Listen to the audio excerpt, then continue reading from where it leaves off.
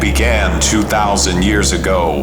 The Gaelic festival, Samhain, roughly translated to Halloween. The holiday served as a passageway to the spooky worlds beyond.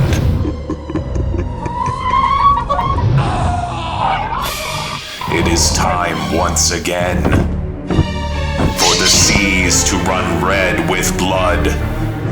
Welcome to Bomb Squad Spooky Month.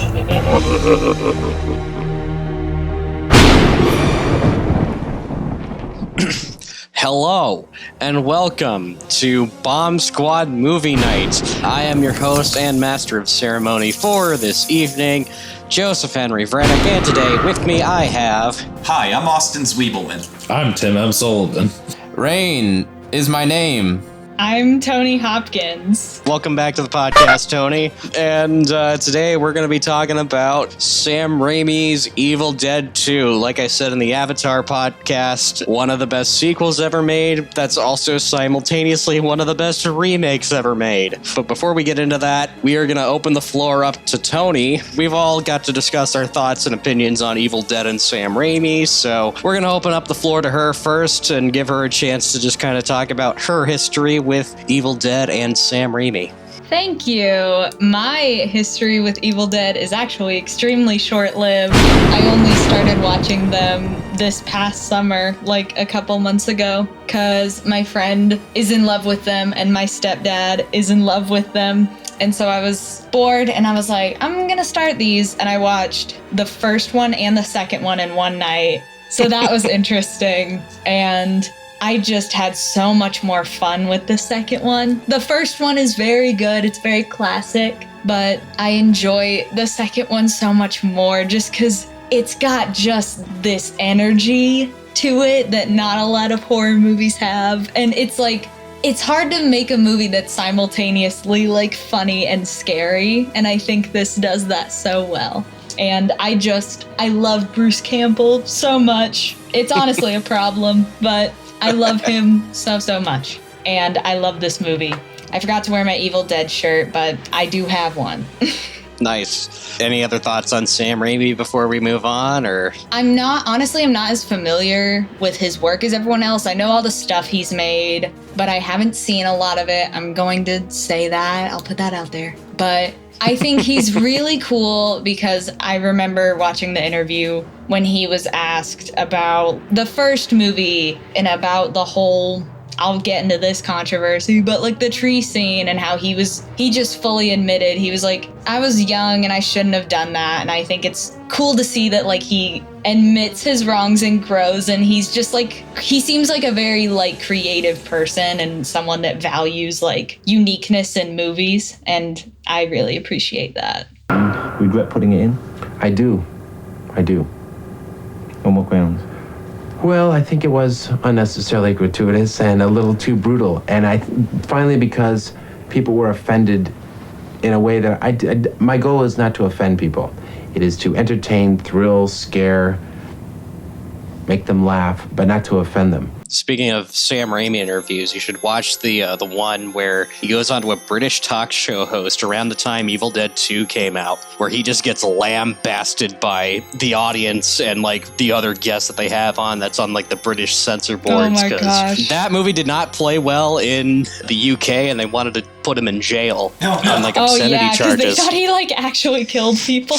Yeah, and Sam Raimi, the entire time, he is just like the most chill dude. He's just like, yeah, well, I think the art should speak for itself. I'll make my stance here, but I'm not going to get into like a deep argument. And then everyone's just like screaming at him. It's fucking insane. I think, if I may just say so, about Sam Raimi's film, I think it probably has all the charm and sophistication of a speech by Joseph Goebbels. The video nasties era. But the real ones in the UK were like, yeah, that's my shit right there. Now that we got all that out of the way, we're going to get into the meat and potatoes just right out of the bat. We're going to talk about our thoughts on Evil Dead 2. We are going to start with the other really big Evil Dead fan here in the chat, Mr. Tim M. Sullivan. Why don't you start us off?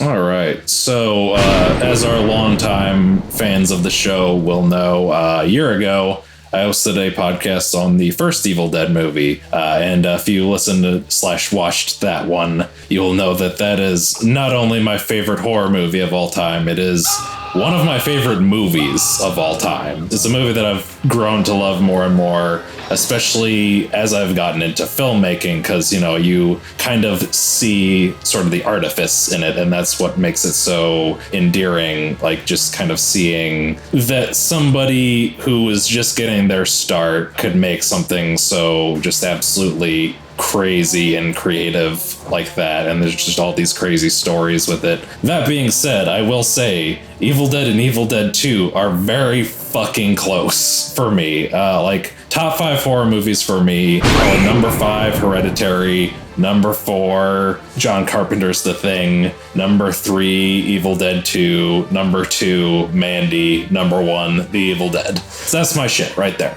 It's a solid list. While I think I enjoy like the full package more in the first Evil Dead, I think Evil Dead 2 has like the moments that really stick out. Like you've got the scene where all of the objects in the room are laughing and Bruce just kind of loses his shit and starts laughing along with them. Name a more iconic horror moment than that. It's just so incredible. You got the lopping off the hand. Who's laughing now? And then like, of course, you have him making the chainsaw hand and the groovy one-liner. And like, I definitely understand why people say it's their favorite of the trilogy. Like, I love the first one a little more for personal reasons, but it's definitely high up there. It's a movie you see a lot in pop culture. Like, I think 2 and 3 you really see referenced a lot more in pop culture.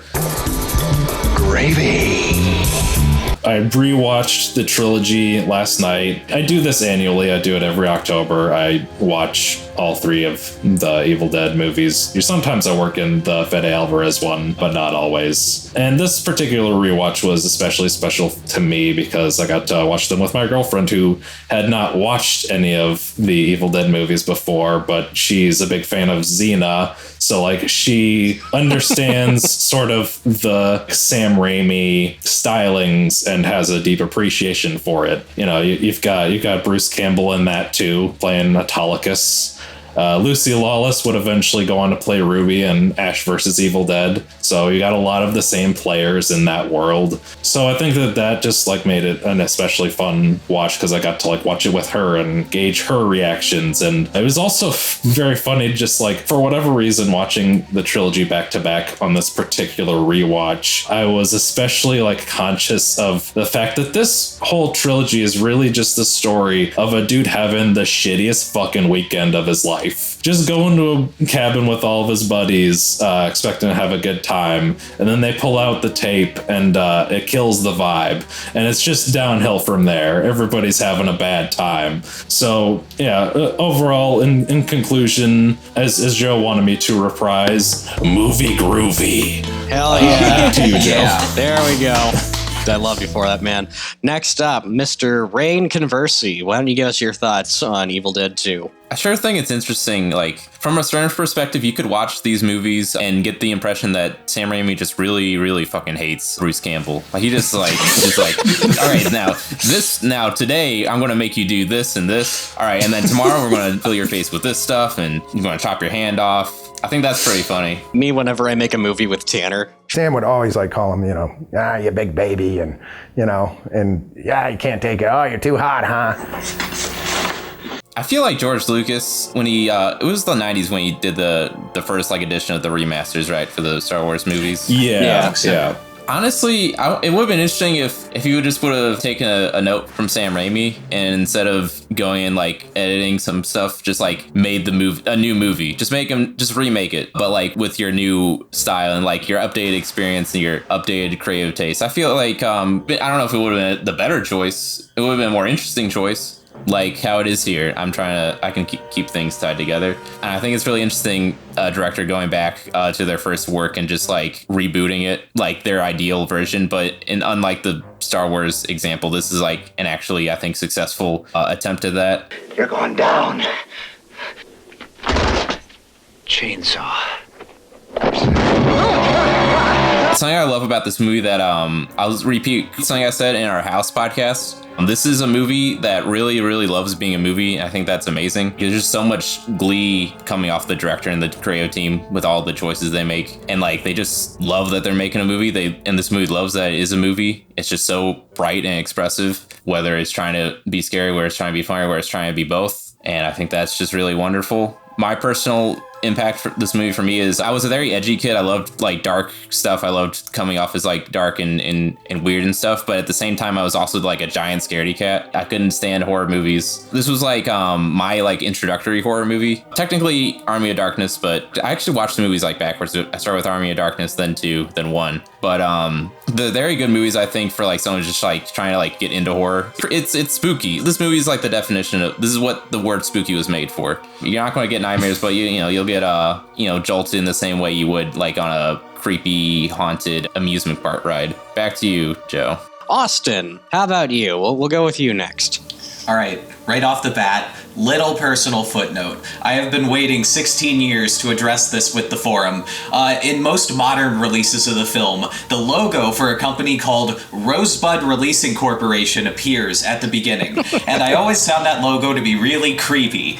The way that they use this cursive font in all caps for the subtitle, or like the way that the flower stem is weird shades of brown and purple instead of green, it turns out Rosebud Releasing was a shell company run by Dino De Laurentiis' son-in-law, Alex. The De Laurentiis Entertainment Group couldn't distribute an X-rated movie because Dino himself was a signatory member of the MPAA. So they made this goofy fake company to get around distribution problems with specifically Evil Dead 2. Now, the movie itself. There's this interesting discussion last week about how Avatar, being a clone of Dances with Wolves, is sort of overemphasized in reviews, considering how it's been touted by the likes of like Kurt Vonnegut or Christopher Booker, that there's maybe like 7 or 8 types of stories that are ever told in art in general. And that's some galaxy brain shit to say that all movies ever are offshoots of like 7 or 8 plot structures. But something that's a lot less far out to believe is that there probably is a single-digit number of ways to structure specifically horror movies. Like, Evil Dead 2 is an open and kill movie. Much like Scream or It Follows, it begins with somebody dying before the whole plot is made clear to the audience. You can contrast this with like more slow burn horror movies like The Exorcist or Paranormal Activity, where the movie waits a while, then drops a lot of scary shit very quickly after a certain point. And sometimes with open and kill movies, you have to wait a while for it to, like, for the fun to come back. This is one of those things I love about Evil Dead 2, is the sheer volume of funhouse jump scares that happen over its like hour and 20-minute actual runtime. It starts strong and it never slows down. The movie is exceptionally good at introducing lots of characters quickly and then kicking them into the pit. Another thing that's indispensable about Evil Dead 2 is how it serves as this like interesting applied level college course for filmmakers. Like, Evil Dead 1 is the attainable, you and your friends make a movie course. But Evil Dead 2 takes those lessons and ramps them up. Adjusted for inflation, this movie costs about $10 million in today's money. Mind you, Evil Dead 2 certainly contains its share of like inexpensive lessons, like the U-shaped metal rod hidden behind the flying eyeball by the depth of field of a telephoto lens, or the walking hand hidden with perspective tricks. But there's also some fun, like, what if we had money stuff in here? Like the Ramo Cam, a long spike pole they used to smash the camera through the back of a car. I think Sam Raimi and his crew filled this movie with almost every analog technical trick in the book. So if you're like a DIY filmmaker who doesn't want the headache of CG dictating what you can achieve, study Evil Dead 2. But please, for the love of God, try to go easier on your actors, like, physically than this movie does. It was acceptable in the 80s, but these days you're gonna have trouble convincing anybody to do what Bruce Campbell or Ted Raimi did for this movie. So Ted, how does it feel to be stuck in that costume all day? It's inexplicable. It's beyond your wildest nightmares. This movie is a gift that keeps on giving for fans, critics, and filmmakers alike. It's essential horror viewing and just a lot of fun. Back to you, Joe. Man, the 80s were a different time for filmmaking. Like, try and get, I don't fucking know, Scarlett Johansson to do half the shit Bruce Campbell does in this movie. Sam Raimi would have been fired the next day. Yeah. Tony, we're gonna wrap things up with you before moving on to me. So, what are your thoughts on Evil Dead 2? I dig it so much. I agree with the idea that how much it likes being a movie. It's like realistically scary, but it's just so out there and you're just having a great time with it. Like, I just like how you watch it and then by the end of it, you're like, of course he has a chainsaw hand now. And you're just like having a good time with it. And I like how it's kind of that middle of like innovative filmmaking and also like, oh, we have some money now. Let's make a stop motion naked headless lady dancing. And it's just so much fun. And I think it's definitely a classic in my book. So, yeah. Hell yeah. Okay, my turn. So I'm just gonna get the elephant in the room just right out of the gate. Yes, this fucking movie was the inspiration for Double Bill, aka Blood Oak / Sex Demon. If you didn't get that, there's literally a fucking line in my movie. It's a direct homage to this movie. Play the clip here. I'll swallow your soul through your fucking pussy. I love this movie. It's one of my favorite films of all time. I think the first Evil Dead's a little bit more of an important movie for me because that's like one of those like quintessential movies that are just like, it shows you that like anybody can make a movie. It's like in the same pantheon as like Clerks and Gummo and shit like that. But yeah, Evil Dead 2, to agree with Rein's sentiment on it loving being a movie, yeah, this movie just loves entertaining its audience because it takes all the stuff that worked in the first movie and just cranks that shit up to 11. This is a non-stop thrill ride of a horror picture. It's a fun little haunted house movie. We talk about this in a vidcast that'll probably come out before this for Japanese Evil Dead. That this movie knows how to pace itself really well because a lot of intense shit happens in this movie, like the demon chasing Bruce Campbell through the kitchen, him decapitating his girlfriend and then having to deal with the headless demon and then cutting his hand off. This movie thankfully knows when to give the audience a break, which I think is a massive step up from the first Evil Dead in that regard. So that's a wonderful little thing that Sam Raimi was able to learn from his first film. The special effects, sure, some of them don't really hold up. That stop motion is very obviously stop motion, but you know what? It's got kind of a charm to it. It looks really creepy. Sure, it's very obvious that someone's hiding under the camera with that headless little body with the chainsaw the tool shed. Like, it's very clearly somebody's just like moving it up and down towards Bruce Campbell, but honestly, it's shocking, and then you kind of laugh because you notice the effects, but it still got you, so it still works. I don't care if you see some of the strings in an Evil Dead movie. That's part of its charm. That's the whole point. Exactly. Even in the movies where they have much more of a budget, you can still see the strings in it, but that's perfectly fine. What matters is the tone of the scene and if the scene works. It's like, if it scared you, it scared you. That means the scene worked. Well, Sam Raimi's one of those types of filmmakers where it's like, as long as the scene works, it doesn't matter if you see the strings or if the continuity fails. Which, man, oh man, I feel bad for the continuity people on those Sam Raimi movies. They're probably bald by this point because they just keep pulling their hair out in frustration. I don't know what else to say. I love this movie.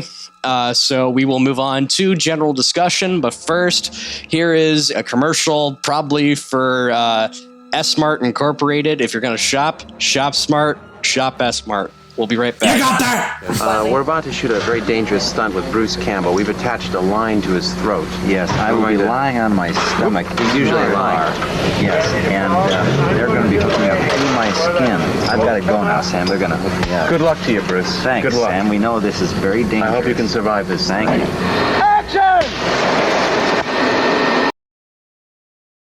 And we're back. All right. We're going to move right into general discussion. I'm just going to open up the floor. If there's anything anybody wants to discuss, throw it out there right now. So I'll open with just kind of my thoughts on the whole, like, is it a remake thing? So Bruce Campbell actually, like, addressed that, and he was like, they wanted to use footage from, like, the original film to sort of, like, recap it at the beginning. But because it's Evil Dead, and Evil Dead has always had a weird history of legal issues, they, like, didn't have the rights to their own movie.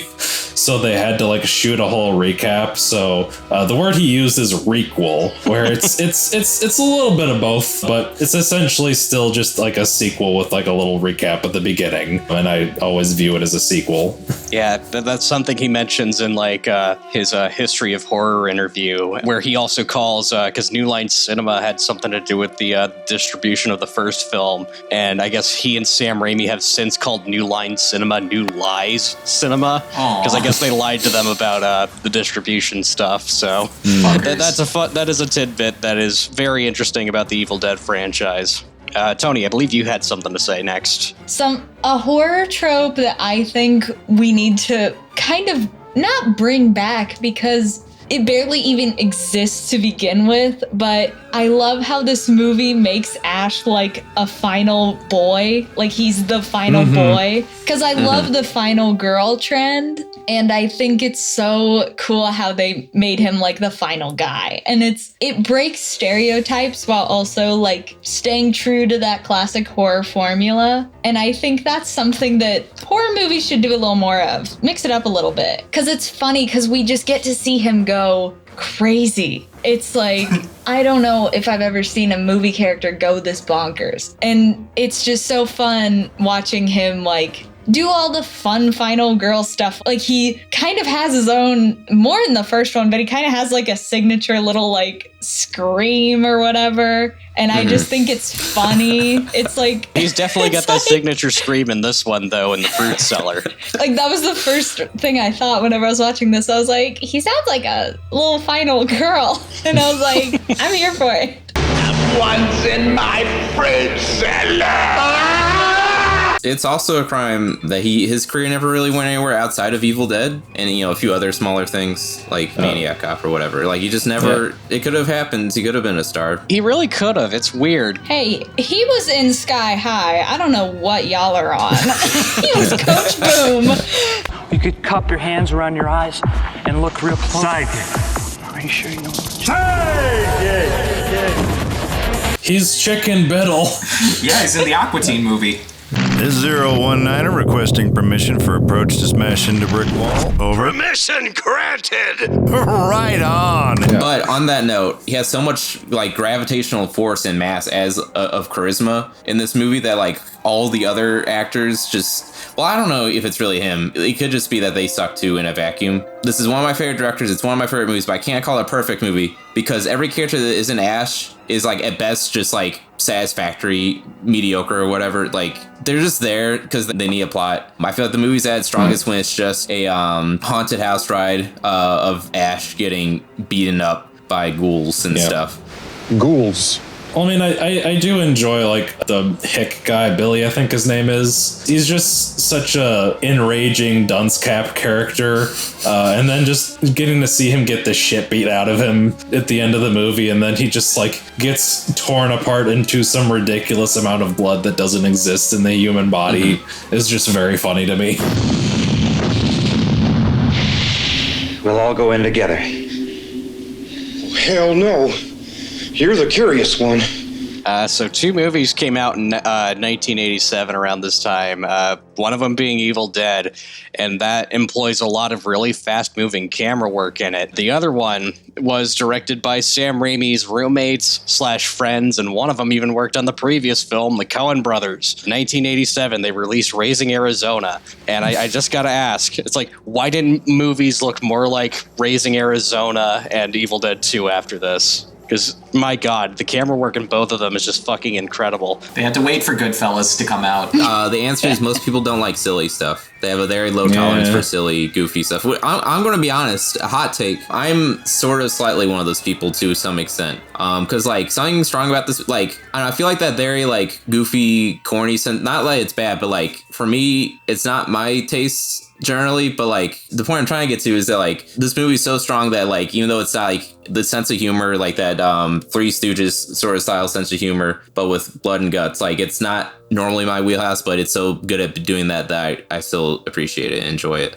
So Sam Raimi movies, conventionally, they have this thing where the image gets squished optically, right? Those funky shots of, like, the deer. I always wondered what that was called, because it's kind of like a split diopter. Most people know the look, but they don't know the name. Turns out that's called an anamorphic mesmerizer. If you're like a photography person out there who wants to do the fucky little squish your image thing, shop around for one of those. I guess we can talk about a fun little filmmaking trick that they got done for this movie to achieve a really impressive effect. But the shot of Bruce Campbell just getting shot in the face with like a fire hose of blood. The way that they were able to get that done was they had Bruce Campbell just like place his back on a plank. They laid him down, turned the camera around, and then they basically just had like this huge like bucket of blood like right above him. And Sam Raimi basically told him, it's just like, okay, when it begins to be a bit too much, start waving your hands like this. To which Bruce Campbell was like, yeah, but I'm gonna be doing that in the scene. He's like, just do it. It's a sideways set. And it's a really good effect. It's really effective. But man, oh man, when you find out like just the insanity that was like making movies in the 80s, you're just like, man, they don't make movies like this anymore.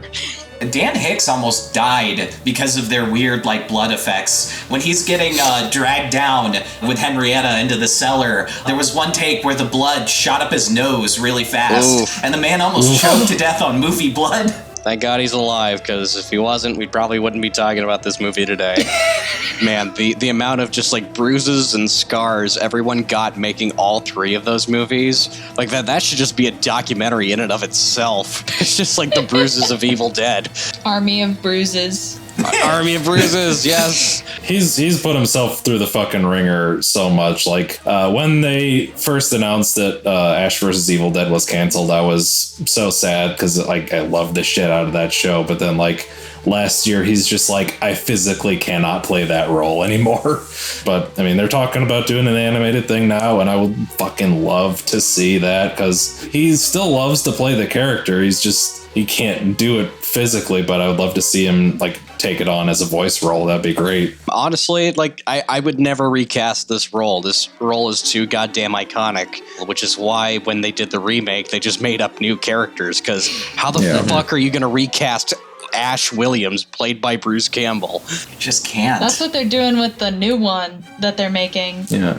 Evil Dead Rise or whatever. One of my favorite Easter eggs reading about this movie, because there's like 3 books and a ton of like extra material you can delve into, figure out everything about Evil Dead. There's this Necronomicon Easter egg around like 55 minutes, 34 seconds into the movie. When you get to the Vortex page of the Necronomicon, the first 2 lines of glyphs aren't important, ignore them. But after that, there's a message that was written to Tom Sullivan's roommate, who left his dirty underwear on a toilet in the house that they shared. It reads, Ray is an asshole and he can go fuck himself with a weasel. And like, this little glyphs. It's in the movie. It's there forever, and I'm so happy that's in there. God, I don't remember which poster it was. Oh my that's goodness. In the tool shed, but I know that this was a thing that kind of went on between Wes Craven and Sam Raimi. In this one, they've got the Freddy Krueger glove. Yeah, I know that. Okay, it's the Freddy Krueger glove, because Yeah. I know in Hills Have Eyes, it's like they tear up the Jaws poster. It's like Wes Craven's way of saying, this is popcorn horror. The movie you're watching now is a real horror, which Sam Raimi pays homage to by having a Hills Have Eyes poster in Evil Dead, and then Wes Craven sees that and gets a chuckle and is like, okay, I'm gonna put Evil Dead in A Nightmare on Elm Street, to which the Freddy Krueger glove then appears in Evil Dead 2. They had a fun little I don't even want to say rivalry, because that just seems like a fun thing that they're just having while making their movies. When I was watching it with my girlfriend last night, as soon as the Hills Have Eyes poster came up, I had to pause. I'm like, all right, babe, so there's a thing. Good old Wes Craven, may he rest in peace. This movie has a goofy connection to the Chronicles of Narnia, The Lion, the Witch, and the Wardrobe. Okay, let's hear this. So some of the makeup guys on the movie, they had such a good time working together that they went into business. They formed Can-Be EFX Group, and they'd go on to do lots of work specifically on Tarantino films and The Walking Dead later on. But these madmen, the Evil Dead 2 guys, they won an Oscar in 2005 for makeup and hairstyling on The Chronicles of Narnia, The Lion, the Witch, and the Wardrobe. Interesting. God, it's weird to say this, but, I'm kind of glad Sam Raimi's sophomore film kind of failed at the box office, because if it didn't, he wouldn't have gone back to the movie that started his career. God bless you, Crime Wave. Austin's the first person to ever say that sentence. Honestly, yeah. I don't get why Crime Wave gets so much hate. So what if 10 people almost died on set? Sounds like a fun time to me. Like, Crime Wave's an okay movie, but I understand why nobody wanted to see that. But I'll say this, when Stephen King backs your first movie, you're guaranteed to get a sequel made to that. Yeah, Maximum Overdrive is a big reason Evil Dead 2 even got made. Because he had that deal with the De Laurentiis Entertainment Group to adapt a bunch of Stephen King stuff like Thinner and Maximum Overdrive. And then, I don't know, someone who knew Sam Raimi met with Stephen King and they had lunch and eventually got Dino De Laurentiis to consider doing Evil Dead 2 with Sam Raimi. A shitty movie Stephen King made is partially responsible for one of the best horror movies ever. God, I'm so happy that Maximum Overdrive is the reason why we got Evil Dead 2, which, for our audience, watch Maximum Overdrive if you really want a fun time. It's terrible. Yeah, it's a fun movie. Man, oh man, it's hilarious. And also, watch the trailer, because the trailer for that is hilarious, because it's basically Stephen King coming out and saying, it's like, a lot of people have, sucked at making Stephen King adaptations, so I'm gonna do my own, damn it. The Shining, more like The Farting. That's what he said. And fuck you. This was filmed in a high school. Part of this was filmed in a high school. Oh yeah, it was in the gym, because when he's running through, you can see the ceiling of the gym. I think it's Faison High School in North Carolina or something. And after it was all wrapped, they had a talent show to celebrate the wrap. And you can actually find this if you know where to look. I'll put up some footage of it. They had this fun little event to wrap it up where members of the cast and crew sang songs and shit. Just a good time.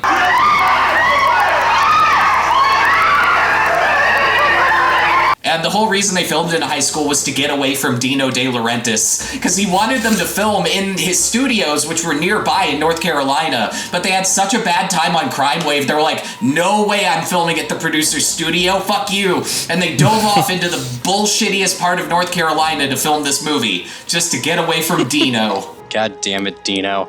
David Lynch probably has some things to say about you. Man, oh man, how the fuck were they able to pull off that one take of Bruce Campbell running through the entire fucking cabin and just the camera crashing through the doors? Oh yeah. That shit is insane. I think all the doors were not real doors, right? Yeah, they had to have been. Yeah, I heard they all the doors weren't real, something like that. So whenever it crashes, it wouldn't break the camera. Oh, and I'm also kind of thinking about this because I mentioned that this is a light remake / sequel. So it's and we also mentioned that Sam Raimi really regrets that tree sequence. He definitely got to rectify that in this one because it's a lot less gratuitous. But man, oh man, he takes that and cranks it up to 11 because so many vines and that shit's just dragging her through the woods. No, that's the most insane part about it, is just how fast she's fucking going through the woods. There's explosions at one point. I think I want to congratulate Sam Raimi for changing Ash's hairstyle in this second one because, oh my god, that bowl cut haircut that he has in the first one. No! I was like, why does he look like he looks sweet? He looks regular, and then in this one, he's full on sex icon. I don't know, just he sits down and he's just he just is posing constantly. He trained with Mr. North Carolina. They did weightlifting together for 12 weeks to get him ripped. Oh my gosh. And I am not complaining. He looks so good in that. It's everything to me. Man, oh man, they really pumped that up for Army of Darkness. Oh my gosh. The poster is so funny to me. Because he doesn't even look real. It doesn't even look like him, really. It's just It's a Walmart romance novel version of Bruce Campbell. I'm so serious. I've seen that poster before, and that's what I thought it was for my whole life until I saw this, and I was like, that's a real movie? Like, God, not even just the poster of that movie, but thinking back on it, like some of the shots just in Army of Darkness look like a romance novel. Evil Dead 2 looks nothing like a romance novel. If it did, it'd be a really fucked up romance novel. I think it's really funny how he always has like one eyebrow raised. Oh, Sam Raimi makes a cameo in this. Did you guys notice that? Is he one of the knights at the end? Yeah, he's one of the knights at the end. It's like he's the one that he lifts his like mask of his helmet up, and he's like, "Hail he who come from the sky." Hey! There were a couple of like crew cameos in the night scene, but to staff most of the nights, they called in the Carolina National Guard. They got the National Guard to come to the Evil Dead 2 set and dress up like the fucking Middle Ages. Oh my god. I guess another thing, kind of still staying on like the Middle Ages bit, but it's like in an earlier scene. You're looking at a page in the Necronomicon, and it's like the shot of like Ash has his like chainsaw hand raised to the sky, and it's like knights are surrounding him. It's like, how did he fucking not notice that it was him? Well, but then he again, also is wearing white pants because Tom Sullivan was sent a reference picture of Bruce Campbell in rehearsal clothes, but Tom Sullivan wasn't told they were rehearsal clothes. They're not his final outfit. So in the Necronomicon, it's pictured him with white pants, even though that's not accurate to Army of Darkness or the ending. Touche. That's so goofy. But then again, also kind of thinking about it, Ash is a character throughout like all three movies and Ash vs. Evil Dead. Ash just devolves as a character, which is the funniest thing ever. It's like he starts off, he's actually kind of like smart, still kind of dumb, but like he knows what he's doing. And then he just gets dumber and dumber and dumber. Yeah, he's a horror himbo, and we love him for it. We stand. God bless you, Bruce Campbell. That's why we love you. I mean, that's what alcohol does to a person. Groovy. All right, we are going to wrap this podcast up. It's been a fun time, but we got to go at some point. So we're going to give our final thoughts on Evil Dead 2. We're going to start with Rein. I said everything. Goodbye.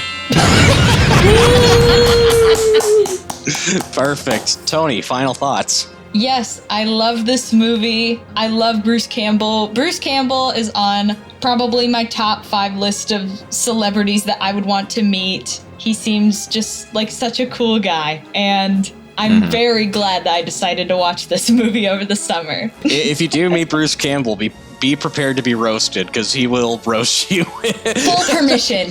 Full permission for him to roast me. I don't care. It's an honor. I think that's part of the appeal of going to meet Bruce Campbell at a convention. It's just getting roasted by him, because he'll do that at Q&As. He'll do it at personal greets. So be prepared. Tim, final thoughts. Again, yeah, I love this movie. I watch it every October when I watch the Evil Dead trilogy. Always a blast to watch. And in this particular watch, it was an excuse to break open this 4K special edition set that I got earlier this year. Jesus! Which was a lot of fun to revisit and check it out in 4K. Yeah, very fun. Love it a lot. All right. Austin, final thoughts. Dead by Dawn. Dead by Dawn. Dead by Dawn. Dead by Dawn. Dead by Dawn. Yeah.